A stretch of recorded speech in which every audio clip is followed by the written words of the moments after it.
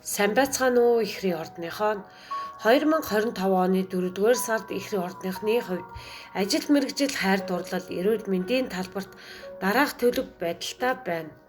Энэ сард ажил мэргэжлийн талбарт ахиц дэвшилт гарах боломжтой.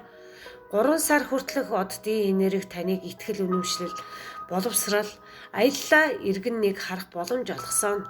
Хэдийгээр боломж хязгаарлагдмал мэд санагдах боловч энэ үед таны ирээдүй ахиц дэвшлийн суурийг тавих ажээ. 4-р сарын гараг иргэсийн энерги таныг ажил мэргэжил олон нийтэд харагдах байдлаа анхаарал хандуулж шаргуу ажиллахын сацуу хуурай дагах түлхэц болно. Хайр дурлалын талбарт шинэ боломжууд гарч ирнэ.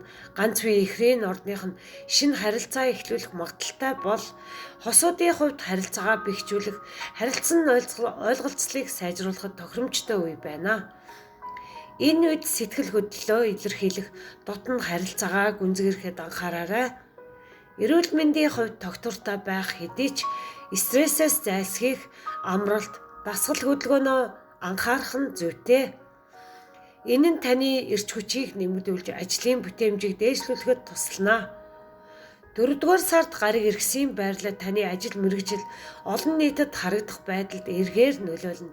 Энэ нь таныг илүү хариуцлагатай, тууштай байхад дэмжлэг үзүүлж амжилтанд хүрэхэд туслах болно.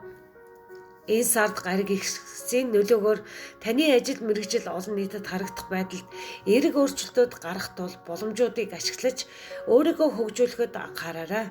Контент маань таалагдсан бол лайк, subscribe дараад бусдад түгээгээрэй.